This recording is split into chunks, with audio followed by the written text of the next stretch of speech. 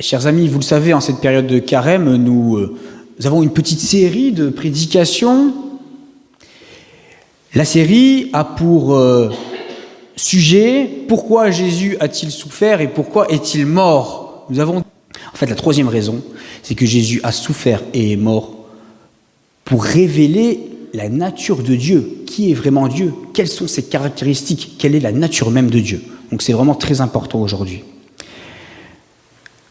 Nous allons donc lire le psaume 33 avant de nous lancer dans cette lecture et on voit que dans ce psaume, en fait, il y a à plusieurs moments, on nous parle de qui est Dieu, de ses caractéristiques, et donc c'est pour ça qu'on va partir de ce psaume.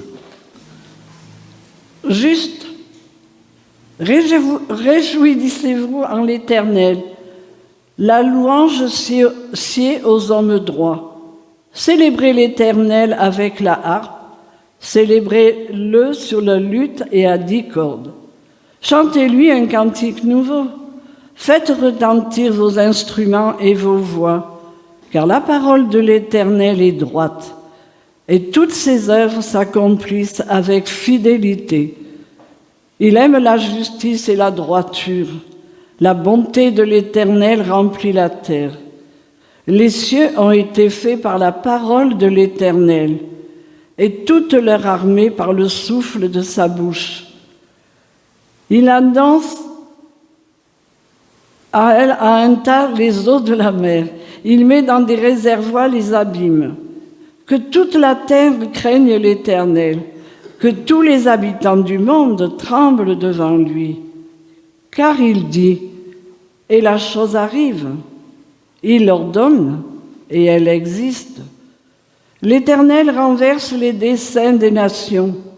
Il anéantit les projets des peuples. Les desseins de l'Éternel subsistent à toujours, et les projets de son cœur, de génération en génération. Heureuse la nation dont l'Éternel est le Dieu. Heureux le peuple qui choisit pour son héritage. L'Éternel regarde du haut des cieux. Il voit tous les fils de l'homme. Du lieu de sa demeure, il observe tous les habitants de la terre, lui qui forme leur cœur à tous, qui est attentif à toutes leurs actions. Ce n'est pas une grande armée qui sauve le roi, ce n'est pas une grande force qui délivre le héros. Le cheval est impuissant pour assurer le salut, et toute sa vigueur ne donne pas la délivrance. Voici, l'œil de l'Éternel est sur ceux qui le craignent, sur ceux qui espèrent en sa bonté. Voici l'œil de l'Éternel est sur ceux, afin d'arracher leur âme et la mort, et de les faire vivre au milieu de la famine. Notre âme espère en l'Éternel. Il est notre secours et notre bouclier. Car notre cœur met en lui sa joie, car nous avons confiance en son saint nom. L'Éternel, Éternel, que la grâce soit sur nous, comme nous espérons en toi.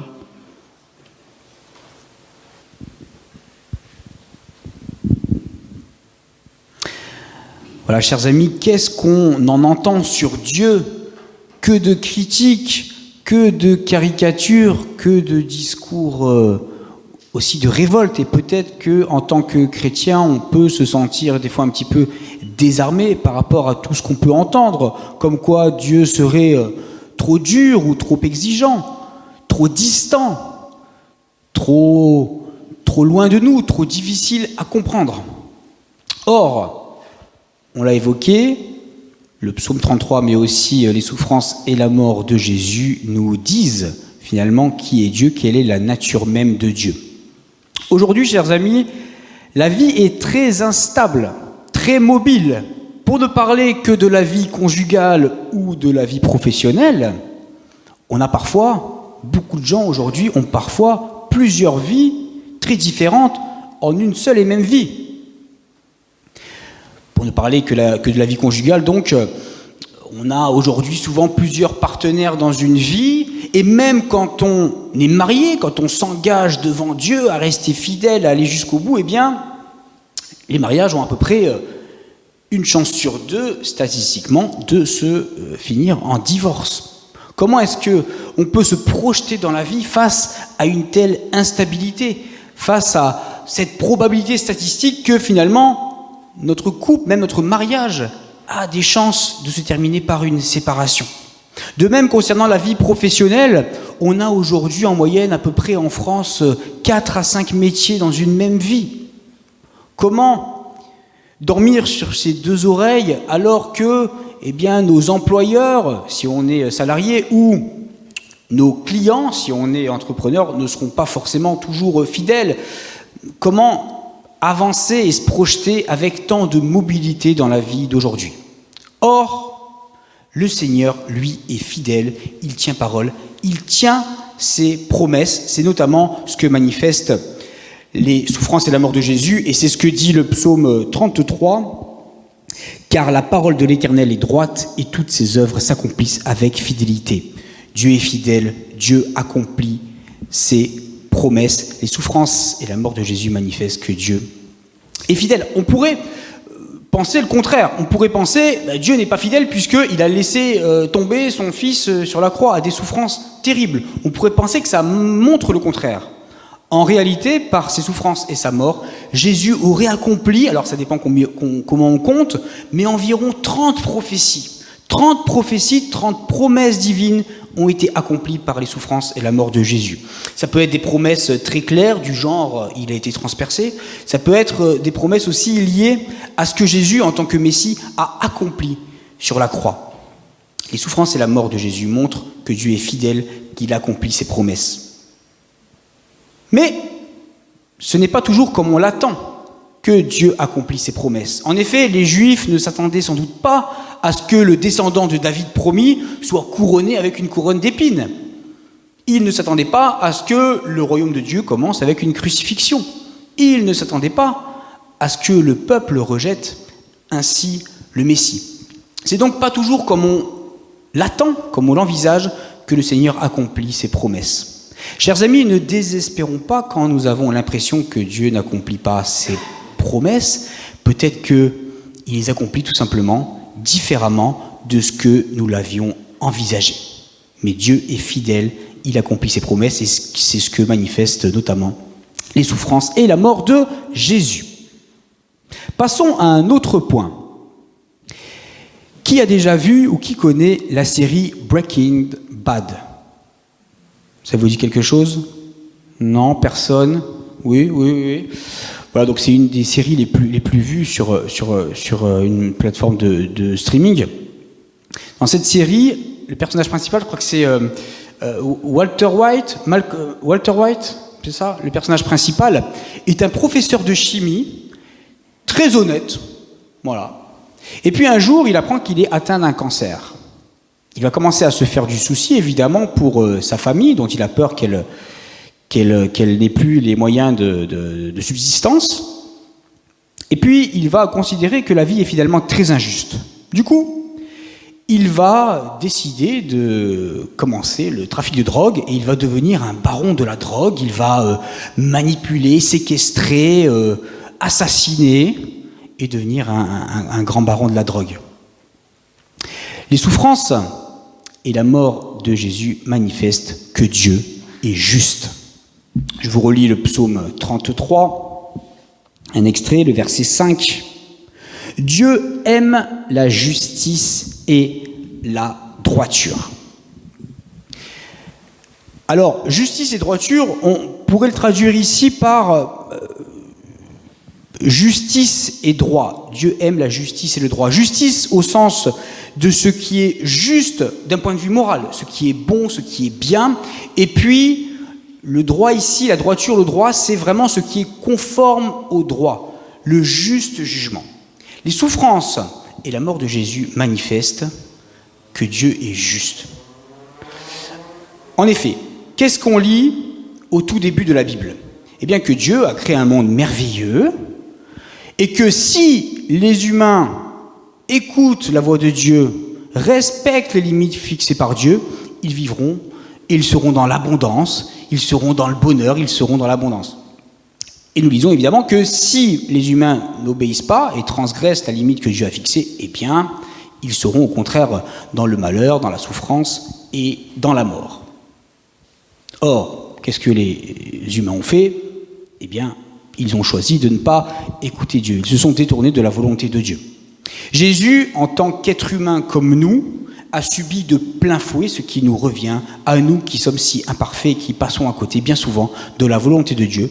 Il a subi les souffrances et la mort, et ce, si on peut le dire, de plein fouet. Concernant les promesses faites à Israël, Deutéronome 28, on l'a évoqué la semaine dernière, Dieu a promis à son peuple que si il faisait sa volonté, il serait béni, il serait respecté par les autres nations, mais que s'il se détournait de la volonté de Dieu, il serait au contraire maudit, serait esclave et serait violenté par les autres nations. Or, le fait que Jésus est mort sur une croix des mains des Romains qui avaient l'autorité à l'époque en Israël montre bien que Israël est passé à côté, et donc Jésus, en tant que membre du peuple d'Israël, a subi de plein fouet le juste jugement qui revenait à Israël, selon la promesse de Dieu, selon ce que Dieu a prévenu. Eh bien, il a subi effectivement la violence de la part d'une nation étrangère sur la croix. Les souffrances et la mort de Jésus manifestent donc le fait que Dieu est juste et que sa justice arrive tôt ou tard. On passe, chers amis, à un dernier point. Est-ce que vous connaissez les épicuriens? Est-ce que vous connaissez des épicuriens d'ailleurs? Peut-être. Qu'est-ce qu'un épicurien finalement? Qu'est-ce qu'un épicurien? Dans le langage courant, un épicurien, c'est quelqu'un qui aime profiter de la vie, jouir des bonnes choses de la vie. On est d'accord? En fait, un épicurien, au sens strict, c'est pas du tout ça. C'est même presque le contraire. En effet, les épicuriens sont les disciples d'Épicure, qui est un philosophe du IVe siècle avant Jésus-Christ, un philosophe grec. Donc les épicuriens sont ses disciples. Et pour Épicure, le chemin du bonheur, c'est la recherche du plaisir. Jusque-là, on est d'accord. Mais, sauf que pour Épicure, le plaisir, on ne le trouve pas en satisfaisant tous ses plaisirs, en jouissant sans entrave, en succombant à tous nos désirs ou nos envies. Pour Épicure, on trouve le plaisir et on trouve le bonheur justement par la maîtrise de soi, en s'abstenant des plaisirs de la vie. On trouve le plaisir en s'abstenant des plaisirs parce qu'en fait, les plaisirs, la recherche des plaisirs trouble l'âme. Donc en fait, les épicuriens, au sens strict, sont un peu comme les stoïciens dans leur invitation avant tout à la maîtrise de soi. C'est pas du tout des gens qui invitent à la jouissance permanente, contrairement à ce qu'on le dit dans le langage courant.